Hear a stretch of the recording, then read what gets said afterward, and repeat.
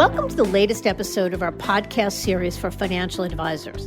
Today's episode is Betting on the Long Term. Former Merrill resident director shares why her billion-dollar team broke away. It's a conversation with Melissa Bouchillon, CFP, and managing partner of Soundview Wealth Advisors. I'm Mindy Diamond, and this is Mindy Diamond on Independence.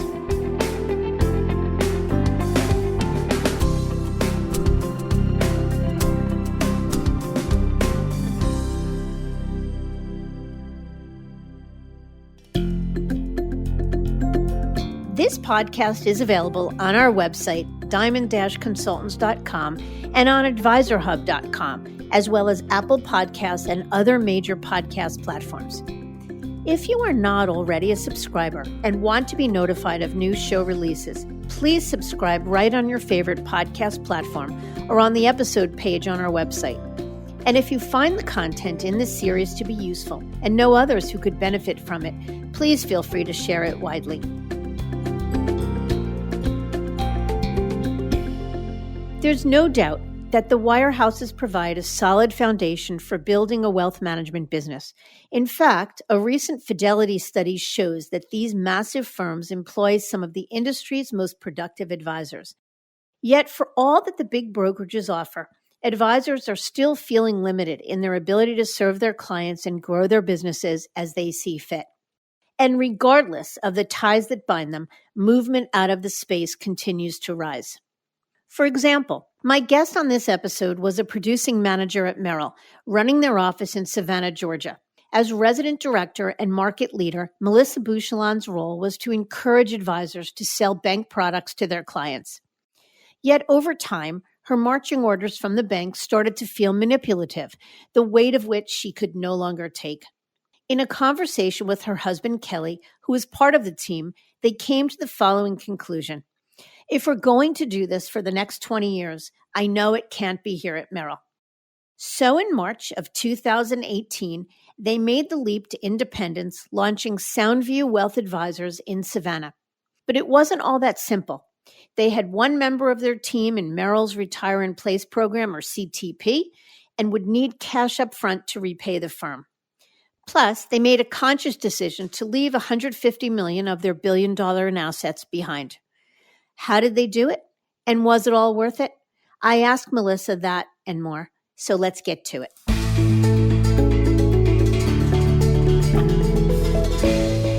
Melissa, thank you so much for joining me today.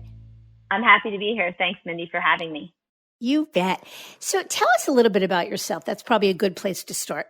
Absolutely. Well, I am originally from New Jersey, hence no sweet Southern accent. But I have been down south in Savannah, Georgia for over 25 years. I'm the managing partner at Soundview Wealth Advisors. I live on Skidaway Island with my husband, daughter, and a dog, cat, and 2 guinea pigs and a horse. And so, that's a full house. A full house, to say the least. Yeah. And what brought you from New Jersey to Savannah? That's a good question. My father was a Guatemalan immigrant, so I was the first person to have the ability to go to college in my family. And so I had to go where I got the most scholarship money. So at the age of 17, I came down south and to South Carolina in particular, sight unseen to start college. Ended up going to undergrad and graduate school in South Carolina and then moved to Georgia in 2000. Wow. Now, you and your team left Merrill in October of 2017, and I want to focus on that journey from Merrill to independence. But where were you? What did you do before Merrill Lynch? So before Merrill Lynch, I spent about 4 years teaching, and I taught regular ed, special ed, and gifted.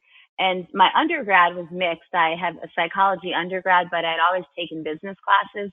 And what I realized, as much as I loved teaching and education, I wanted to make a change. And so back in 2002, I was kind of soul searching and trying to figure out what would I be good at, kind of taking the psychology, the education background, and then the love of problem solving and financial advice and advisor sort of just made sense. So I knew that I needed to either get a job with Goldman Sachs or Merrill Lynch because they had the best training programs in the industry. And in 2002, neither were hiring new advisors. And so by 2004, they had opened up their training program. And I actually started at Merrill Lynch in the training program in 2004. Interesting. There's something to that. You are the third or fourth advisor I've spoken to in the last decade or so that started their career as a teacher and morphed into becoming a financial advisor, and a very successful one at that. So there must be something to it. But I, let's look at the time at Merrill. So you were at Merrill from '04 in the training program. And I know you and your team left Merrill in March of 2018 to go independent and form Soundview Wealth Advisors. Give us a little perspective. How many were on your team when you left Merrill, and how much was the team managing in assets at the time? Yeah, absolutely. We were a team of 10 individuals with over 100 years of industry experience combined. Interestingly enough, all the advisors on our team, and there were 5 of us, had started at Merrill Lynch in the training program. When we left, we were managing just over $1 billion in assets under management, but that was measured a bit differently than it is in the independent space because it included mortgages, loans, it included life insurance, other items that we don't consider today. But one part of our strategy when we did leave, we knew that we were going to shrink to grow. And our goal wasn't to bring every client in every household. It was to bring every client in every household that really wanted us to serve as their true fiduciary. What did that look like? So it went from being considered $1 billion team, which is, the pinnacle of being a top advisor, to what did it shrink to when you left? It shrunk to about $850 million. Was that hard to do, just psychologically, to go from that ultimate threshold of $1 billion down to $850 million?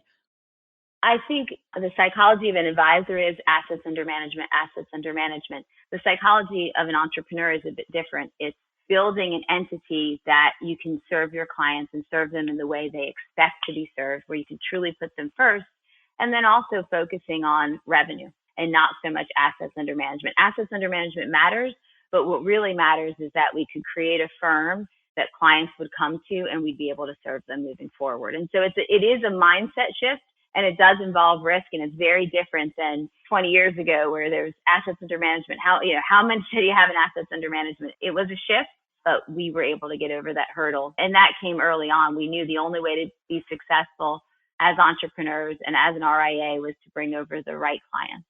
Yeah. Actually, that's a really simple point, but a really interesting one.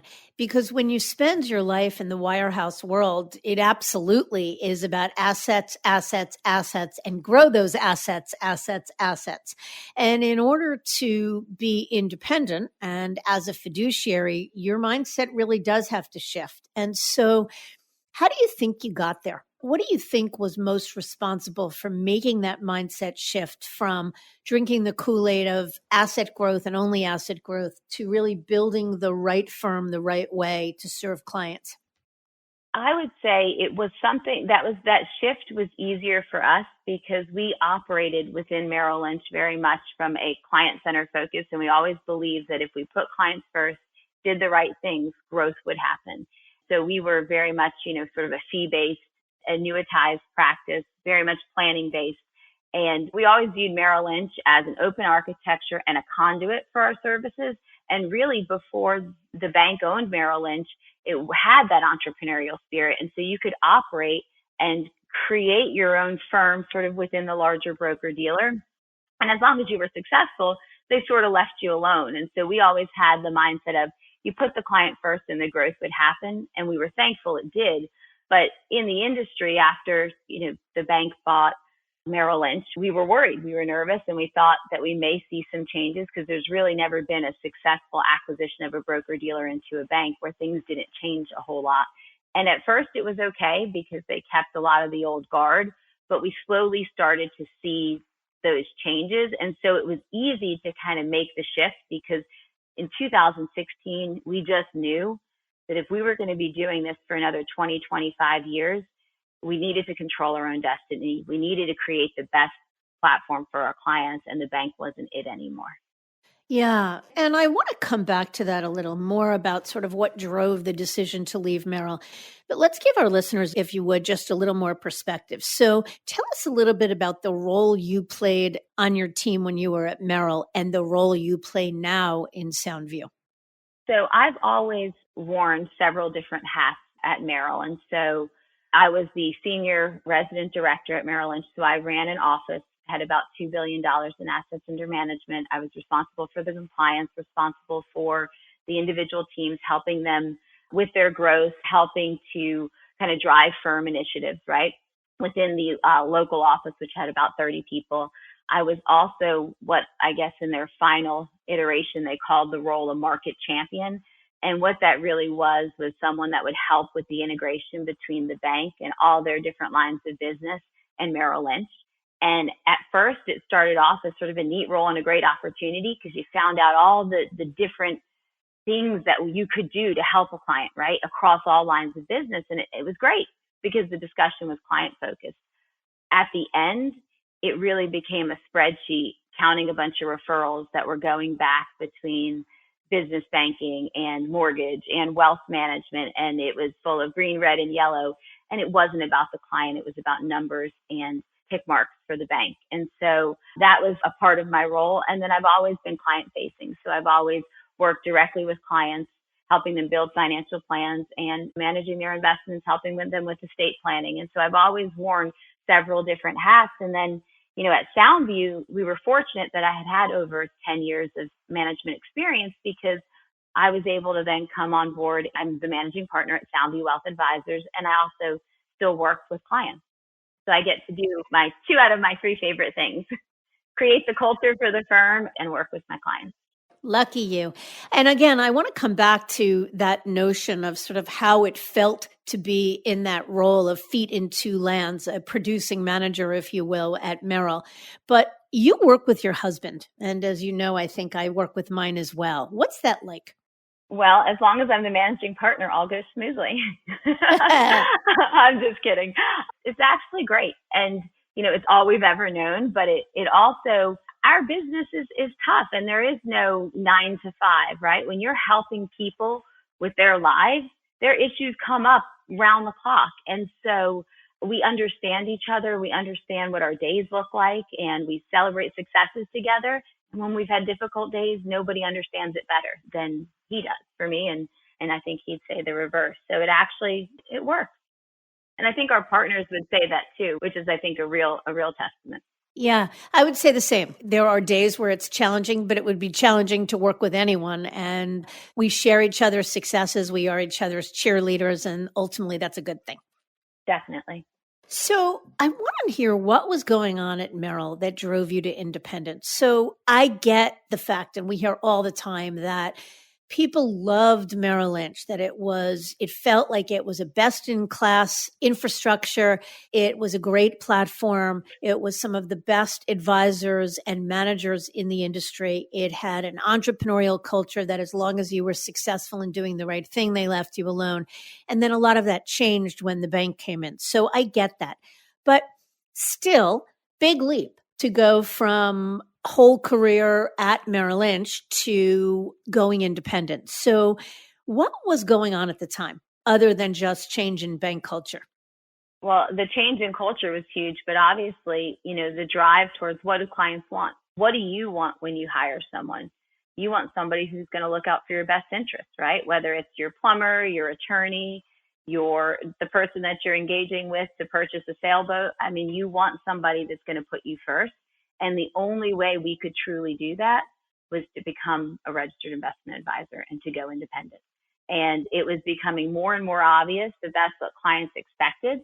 And they were feeling like they weren't getting, right? And the bank's policies, yes, that all got in the way and made it harder in the cultural shift. But at the end of the day, we had to, if we were going to be in this business and in this industry moving forward, we had to be what clients expected us to be. Not kind of look, seem, and feel like a registered investment advisor. We had to be an investment advisor and be their fiduciary. Were you hearing complaints from clients, or it was more just instinctively you felt limited in some way? Well, clients would say that it was harder to do business, right? It felt more institutional and less customized. I mean, we used to have people in the community look for us, and they would look up our name, Bouchillon and Ham Group. And they'd look for us in the phone book because that's how much we were able to independently brand ourselves. And it really felt like a boutique within this larger institution. It was shifting and changing. It was becoming more and more cumbersome and institutionalized for clients, the experience. And then it was also becoming watered down. When you looked, Merrill Lynch did a pretty good job being as true an open architecture platform as you could be. And then the banks started to reverse that course, and they were shifting, and we were reducing the number of fund families that we could work with and reducing the number of access to managers that we had access to. And so, clients, we kept it as comfortable as we could for clients, but I do think they noticed it. And then you just knew that the industry was changing too. And so, again, being forward looking, rather than feeling like you were an entrepreneur within a corporation, we decided we wanted to truly be an entrepreneur. And controlling your culture is a big thing. It's a big thing from the client perspective, and then also from an employee satisfaction perspective. Yeah, that sort of goes along with what we say to advisors we counsel all the time, that a move is about pushes and pulls, that nobody would be open to considering a move anywhere if there weren't certain frustrations that were bothering them. Those are the pushes. And that if they weren't equally, if not greater, excited by what was pulling them elsewhere. And it sounds like that really was it for you, that there were limitations that you were noticing where you were that began to make you feel like you were limited in the way you could serve clients best. And then as you looked out and realized sort of what you wanted for yourselves and the business and your clients, you realized that perhaps there could be something better. No question. Let me ask you one other question about that. Most advisors that practice in the wirehouse, and again, not just Merrill, any major firm, feel that it's open architecture enough. That unless they're working with the most ultra high net worth client who needs something really esoteric or really specialized, for the most part, even though the number of fund families or managers might be shrinking, it's still more than good enough. Did you not find that? So you can always find a solution, right? It may not be the best solution, but you can always find a solution. But if you're really trying to accomplish what's best for your clients, having the access does make a difference. And then there's the cost structure too that's involved for clients. And there's no question that as we went through the transition and we did the mutual fund exchanges, we were able to get clients even access to the same funds, but for less, or the same managers, but for less. So that was one piece of it. But then secondly, if you think about in a large organization that's 15,000 financial advisors, they're creating a platform that's managed to the lowest common denominator and isn't customized to the clients that you're working with. When we were creating Soundview Wealth Advisors, we did it with our end user in mind and the people that we work with. So everything from the custodian we use to the platform that we use for planning, all of these different pieces we could construct with what did it look like and what was best for our clients, which may be very different from another registered investment advisory firm that works with a different type of individual. And so I think that customization makes a huge difference. So when you think open architecture, I would even say think beyond just access to a variety of different investments, but it's the tools that you get to use as a whole. Can you give us some specific examples of what some of those tools are or some of those solutions are that you have access to now that you didn't then? Absolutely. First, take it from a planning perspective. Before, we had kind of very basic Monte Carlo simulations that we can run. Now we can really do deep dive cash flow analysis. We can run all of the Monte Carlos. We can show them on a cash flow basis. We can stress test the portfolios in a way that we couldn't before. We have risk analytics software where we can go in and test the portfolios that we construct and then how they would perform in a variety of environments, hyperinflation, a typical recession, a recession that looks similar to the Great Recession in 2008. And so we're able to, as we're constructing portfolios, do better stress testing. We're also able for clients to kind of model some of their fears if they're concerned about what will happen if, right? And you fill it in. We can kind of show them the outcome and then show them how we built the portfolio to help provide a buffer in that type of environment. We didn't have anything that came close to that before.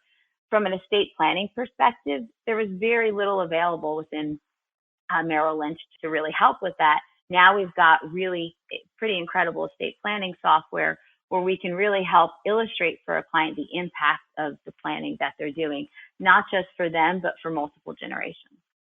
Yeah. And how about from a communication and branding standpoint? I know one of the things we hear from breakaway advisors is this sense of enormous freedom and excitement in being able to message and communicate and brand themselves in a way they couldn't where they were. No question. That's always exciting. And again, it comes down to, creating that culture, creating that brand, and being able to communicate with clients in the way that they would expect in a timely fashion and have it not feel so canned, right? So yeah, you had access to a newsletter before, but it would come out and it would always be branded and everybody's looked the same, but you just insert a different advisor picture. Well, we're able to customize our communications now, as an example, kind of being months into this pandemic, going through this, we were able to be extremely nimble in a way that we couldn't have been before. And we were able to communicate with clients much quicker, much more easily than if I had been still at a wirehouse. A perfect example is we decided to move the week of March 13th. We decided to move most of our operations remote. And so sent everybody home that Monday. On their way home, they picked up printers. They went home with their laptops, scanners, and the next morning, all of our calls were rerouted. The same people were answering the calls. For clients, it was a seamless transition. They noticed nothing different. We were able to access technologies for teleconferencing and video conferencing immediately. Because of what was occurring, we recognized the need for communication to be much more frequent. And so instead of just a monthly note that would go out to clients and a quarterly newsletter, we increased it to a weekly communication. And so that level of being able to customize and be so nimble and be able to react so quickly to pivot just doesn't exist in a larger organization. And how did your clients react? Did they notice? It was seamless. So to them, they weren't panicked. They were calm and they felt good. They felt confident. Mm-hmm. And with confidence comes greater trust. And then as they're talking to their friends that are still trying to figure out where their advisor is or get in touch with them, they're explaining their experience. And so that also helps from a referral perspective as well. Yeah. Are you guys back in your office now? Just for perspective for our listeners, we record this in mid-November, month 8 of the COVID crisis. And are you working at home or is the team working at home? What's that like now? So we've always had both offices open throughout the pandemic. We've just had limited staffing. And so to this day, we're still operating with a limited number of people in the offices. And every time we think we're going to go back and kind of get to the next stage, something happens related to COVID that kind of just says, you know what, slow down. We're still effective. We will meet with clients if they really feel like they need a face-to-face meeting. Most of our clients are still very comfortable just utilizing video conferencing. The second option is if they really want to see us face-to-face, we try to do a lunch or a breakfast outdoors. Mm-hmm. And if they're insistent on a face-to-face again, we will do that. But that's been a handful of people, a handful of times. And so we are still very much kind of working in that hybrid model. But, it's worth noting, if there are Merrill advisors listening, Merrill advisors are still not allowed back in their office, and they are still not allowed to meet with clients. So what I hear you saying is it's the option to have decided and customized not just what you have access to and how you communicate with clients, but to customize the way in which you deal with COVID as well. Exactly, which makes you nimble, which makes you accessible, and that's what clients want. So let me ask you another question. You're a young team, and that's a trend we're really witnessing now where advisors are choosing independence much earlier in their careers than in previous years. And what I mean by that is previously, probably before a decade ago, a young team, so a team in their 30s or 40s that had at least a 10, 15, 20-year runway left to retirement would have opted to monetize the business by way of moving to another traditional firm and getting paid a recruiting package, and then said, I can go independent 9, 10 years later. I've got a long career ahead of me. And now we're seeing a trend of advisors like you moving earlier in their career. So skipping over, leapfrogging that I'll monetize the business, move from Merrill to UBS or something of the sort, and going independent. What do you think about that? I think it's a very real trend, and it's because there's a greater difference between, I believe, independence and what the broker-dealer space is looking like. So when you went back to a comparison of the old Merrill and the entrepreneurial spirit, it was easier to kind of roll from one to the other and still feel like you could serve clients in the way that they were accustomed to, putting them first. And you weren't a fiduciary, but it still felt okay enough. And now it doesn't anymore. So I think when people look to the future of where is wealth management going, where do clients expect you to be, where can you grow the most, not in the short term, but over the long term, and serve your clients best, it's independence. And I think people like controlling their own destiny. They're willing to give up the short-sighted reward today, right, and getting the big check and getting locked in, because that locked in comes with a price. While they've got you locked in, they're changing the game, right, and they're changing the structure. And like it or not, you're stuck. That's not what clients want. Clients don't want you stuck. They want you in a place that you believe is the best place for them, not for you. Absolutely true. But I think still there are a lot of advisors that want to believe that they're not stuck, that it's, again, open architecture enough. They're not hurting clients. There's really nothing they can't do for clients.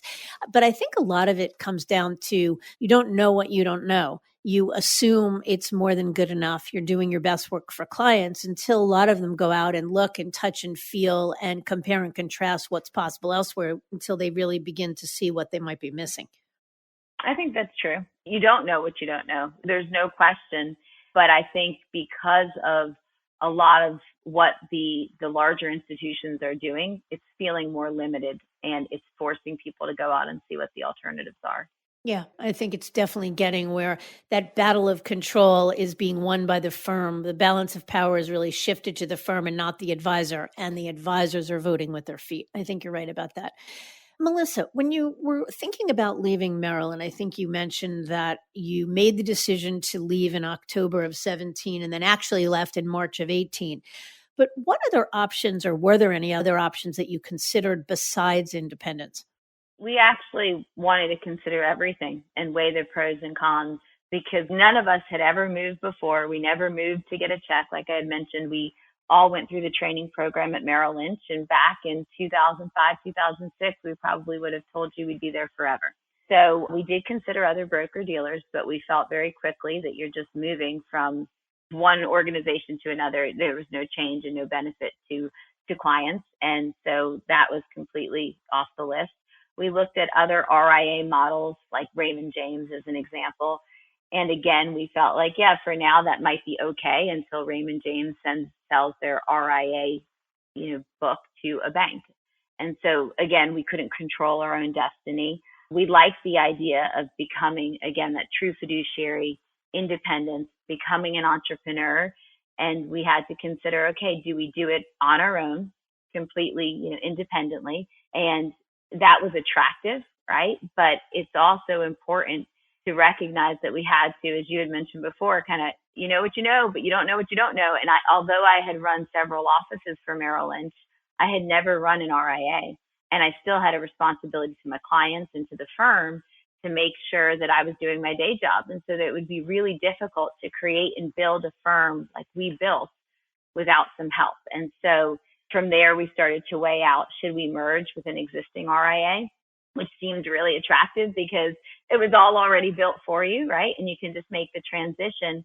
But then when we started to think about 20 years down the line and what we wanted to create and what we wanted to do, and really our own growth strategy, we wanted to be an RIA that was built for the clients that we work with, that really we were able to kind of recreate the culture that we had within our team, but make it now our business, right? Our own business, and then be able to attract other advisors and sort of be that solution for people who felt the same way we did, but maybe didn't have the number of people on their team where they could accomplish it, or the skill set, or the desire to really, truly run their own business.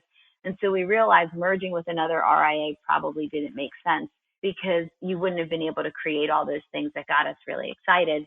And then it came down to really looking at, the focuses and the dynasties of the world. And really with Focus, we liked the people, we liked their long-term investment mindset, and being a partner with you. In the beginning, they offered lots of help on the front end to determine whether or not it would be viable. And then they helped us build it while we were still working our day jobs.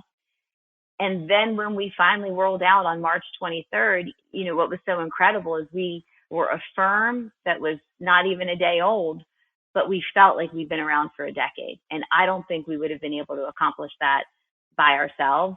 And just the coverage that we got from the Wall Street Journal and from media, and the power of that message with clients really resonated and helped create a successful transition. And you get one chance at that. And we didn't want to risk it by hopefully being able to do it successfully alone. Yeah. So for the benefit of our listeners, SoundView is associated with Focus Financial Partners, and Focus Financial Partners is the publicly traded largest investor in the independent space. So you talk about what made you choose Focus, but I do have a question for you. There is no question that the majority of advisors, breakaway advisors who go independent today, choose to associate with some sort of service provider or platform firm to turnkey the getting from here to there. And because they know what you don't, to avoid any mistakes, because you get one shot at it. I agree with that. Focus was around before Dynasty was. But Dynasty is a model that does similar things to Focus, but without taking an equity stake.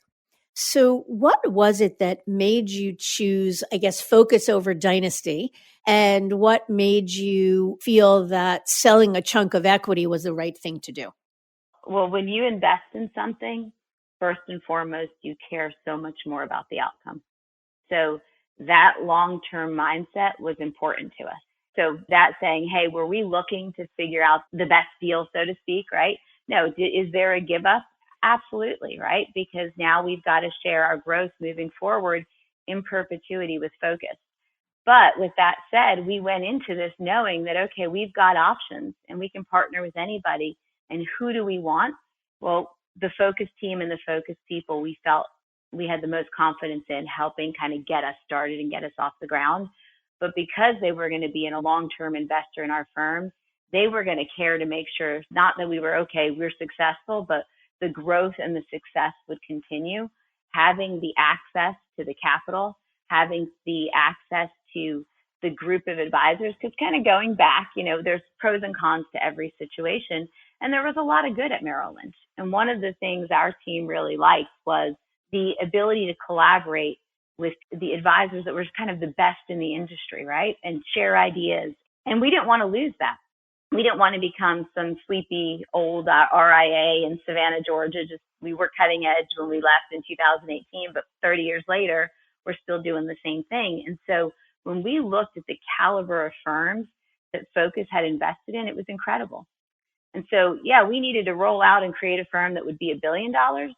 But then when we want to grow from $1 billion to $5 billion, I have colleagues and people that I can call on and lean into to help and to just brainstorm with. And we felt that that was really important and critical moving forward. And then obviously, too, as we are looking at our forward-looking strategy towards growth, as other advisors come to join us and as we merge and look at other RIAs to potentially come join SoundView Wealth Advisors, having the access to the capital, having access to that same team that can help us do the due diligence around whether or not it's a good fit, and then even being able to construct our own sort of packages for people so that when they come over, rather than having to opt for the CTP or transition program at a Merrill Lynch or a Morgan Stanley, they can have that sort of same retire out ability through an RIA like ours. And so there's always a give up, right? And there's pros and cons to both, but we felt very strongly that Focus was the right firm to help us accomplish what we wanted to. And I assume fair to say that if you didn't believe that the value they could add, both upon transition and in helping you get from 1 to 5 billion, if you didn't believe that that value was greater than what you'd be giving up, I assume you wouldn't have done it. No question, especially when we plan to work another 25 years. So we have a very long-term mindset, and we wanted a partner who had that as well. Yeah. You also mentioned to me offline, Melissa, that you had an advisor on your team at Merrill that had just gone into CTP. And for anybody not familiar, CTP is Merrill's career transition program, and it is essentially a retire in place program for a senior advisor to monetize his life's work and for the next gen to inherit that business. So I want to hear about how that affected your decision to choose focus. But perhaps first, the CTP and programs like it, equivalent programs like it at UBS and Morgan, and actually any major firm, are the ways in which, one of the ways in which the big firms are using to attempt to really bind advisors to the firm, to incent them to sign on to CTP or programs like it earlier, and to really take away optionality from the next gen once they've signed on. So would love to hear what your thought is about that in terms of what your advice might be or how you might have thought about being the next gen inheritor to somebody considering CTP. At the time, and when we did it, the programs have changed some, and it was much more focused because we had done it. I think it was a 4-year program, so you figure 2014. It was less of kind of that lockup, hey, gotcha, next gen advisor, and really more of a way to make sure that a senior advisor wouldn't have to leave again to monetize their book, and that they keep the clients at the firm and transition them to the next gen. And we had a great advisor that I had worked with in both offices that I had managed at Merrill Lynch, and she was getting close to retirement. And so it made sense from a fit within our team. When I if you fast forward to the CTP packages of today, they're very different. They're exactly what you had just mentioned. It's here we're giving an attractive package to the advisor that's retiring out so they can monetize their book. But really what we're trying to do is lock down. And if you look at the terms and the conditions of those packages today versus when we entered into them, they're much more restrictive and much more of a lockup because they are using it as a tool in a way to kind of keep the next gen in their seat and stuck. So it's definitely evolved over the last 5-6 years as to how firms are using them from a strategy perspective.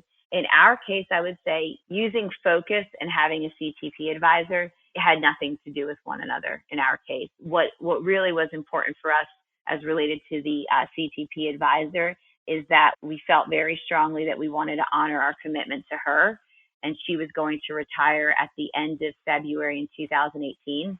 So she could know nothing about anything that was happening. But then also we wanted to get her to retirement and get her out so she didn't have to be kind of left behind and then we leave. We didn't want to do that to her. And then we felt very strongly because she was a committed 35 plus year veteran at Merrill Lynch, very committed and dedicated to her clients. We felt strongly about making sure that the clients that she had entrusted us with, we could at least call and reach out to.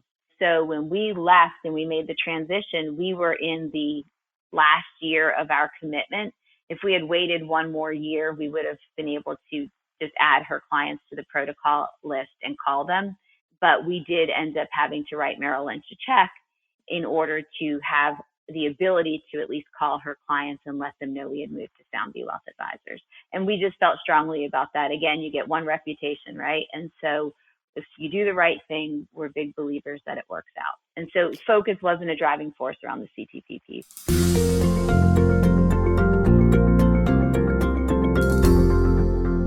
So let's pivot a second to growth of Soundview. I know you recently opened a new office in March of this year.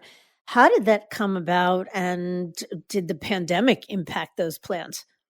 Yes, we knew that we would end up being a multi-office firm. And what happened is there was an advisor at a bank that we had known and professionally respected for years. And actually even used to joke and say, we need to get her on our team over at Merrill Lynch. And an opportunity came up where she was able to move. So we wanted to take advantage of that opportunity. She lived in Statesboro, Georgia. We have clients in Statesboro, Georgia. And so and she has clients in Statesboro, Savannah, and all over the country. And so it just made a lot of sense to go ahead and provide a local office for her in Statesboro, which this all came about, middle of March was when we really started to kind of talk to her. And by April, she was hired and we had an office open and outfitted amidst the pandemic.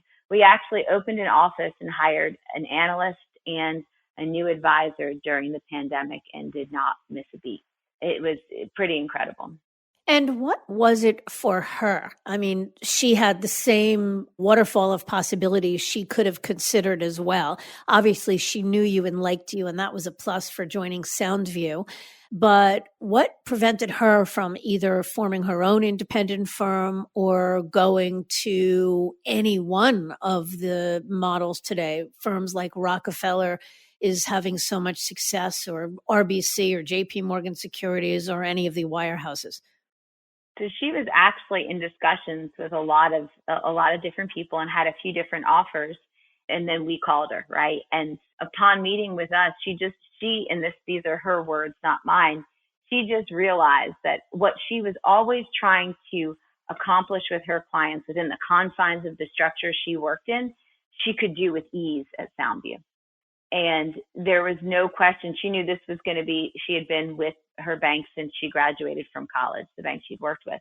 And so this was, again, one of those circumstances where she was going to move and move once and wanted to be able to look her clients in the eye and say, this is the best place for you, and here's why. She just had that sense and that feeling pretty immediately for all the reasons we kind of talked about, right? The customization, all of the noise and all of the structure and the policy and procedures that are put in place not to help the client, but to serve the institution really don't exist. And so she came on board pretty easily and pretty quickly. I mean, it was, it was sort of no question to her. That doesn't come easily, and certainly not not the conclusion that everybody would come to. Well, I mean, we talk to a lot of advisors that love what independence stands for, but in a perfect world, they walk away from X amount of unvested deferred comp, or they have, some major financial obligation coming up, or they've got young kids and they know they've got college ahead of them, or a retirement to protect, or for one reason or another, the short term really matters. And the short term economics of moving to any other model besides independent would have been much sexier than, I presume, what you might have offered her.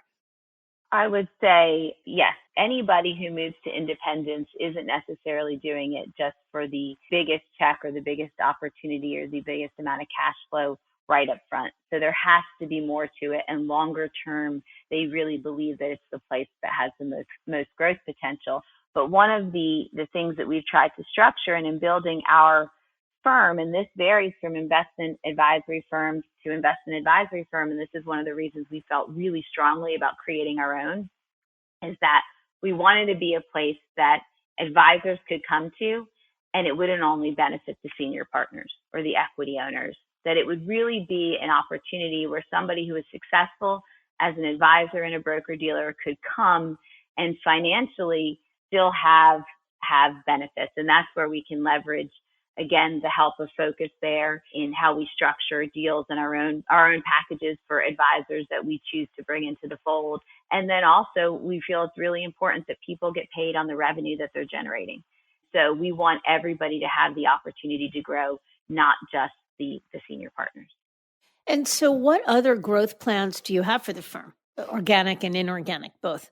Yes, we have been very successful about just growing. And even in a year like this, we were hoping, okay, at least let's just maintain, right? And we've actually been able to hit our growth targets pretty tremendously. That's exciting. But also kind of as we look to the future, the plan is we really want to be sort of the preeminent wealth management investment advisory firm in the Southeast. So how are we going to do that? And it's really being an option for a lot of the people. It's not everybody is going to be positioned to come out and create their own RIA. And to go into a lot of RIAs, you aren't going to be able to necessarily have opportunities to become equity owners or really share in a large part of the revenue you're generating. So we have structured our firm in a way that as advisors join us, they have that same opportunity to grow. And so I can see us over time continuing to expand different offices, and our footprint across the low country would be sort of the starting point to that. And we are now in a place where we're able to have those discussions, and Focus is really helpful in that because they can do a lot of the legwork and the due diligence in helping us analyze individuals that we're talking to and also other firms that might be really great potential merger opportunities. So I know you're just in the early days of Soundview with a long runway ahead of you, but any thoughts about what the end game for Soundview will be, your succession plans? So I hope Soundview long outlives me, right? And I think about the future, and I think about, we actually have built-in succession plan. And if you even look at the ages of the people and the individuals at Soundview, we are kind of keeping that in mind and making sure that we do have people currently that can help Soundview as we grow. But there's no question that over time, there will be transitions, and we're going to continue to build out that bench of who the future leaders are. We have one individual in particular that we're sort of grooming to kind of step on board and to help us run operations and compliance. Right now, I wear a lot of hats. The plan isn't for me to always wear all these hats. And so to continue to add people so that, Soundview can far outlive any of us.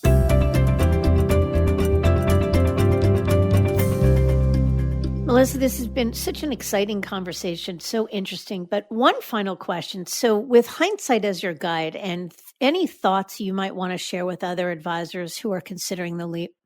Good question. I would say I wished we had done it sooner. Yeah, everybody says that. I would say consider all the possibilities, because then you'll just know the direction. You'll weigh the pros and cons, and you'll see what's right for your individual situation. Don't focus too much on the short-term gain. Really think long-term. And then just, this is sort of an administrative piece, just making sure it's a change. It's different. It is the hardest thing I ever did and we ever did. And every advisor and every person on our team would say that. But it is no question the best thing we ever did. From a personal satisfaction standpoint, from a client satisfaction standpoint, from excitement about the future and the potential, the possibilities. So just do it, yes, but make sure you research it and leverage experts and people that know and have been there and have been through it, because you get one shot to do it right. And so there's no question to do it. And then just really, I guess, like I was saying, from an administrative standpoint, don't go into this thinking it'll be easy. There will be frustrations. You've got to learn new systems. You've got to learn new technologies. You're going to learn new paperwork. There's all of that. But that's going to come whether you go on your own and go independent, and that's going to happen whether you go to a new broker dealer. So, really kind of make the decision that's best for you, where you can control your own destiny and best for your clients, most importantly. Great advice. Thank you. Melissa, this has been a delightful conversation. As I mentioned, I'm grateful for your time and your wisdom, and we look forward to hearing and seeing more about all the great things Soundview is doing. Thank you so much, Mindy. Thanks for having me.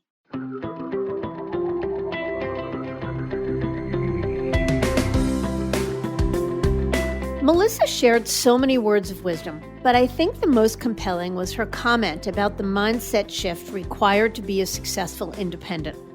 It's about going from the psychology of an advisor, which is focused on asset growth, to the psychology of a fiduciary, which is all about how to serve clients best.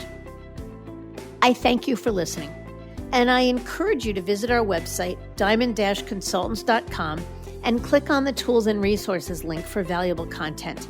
You'll also find a link to subscribe for regular updates to the series.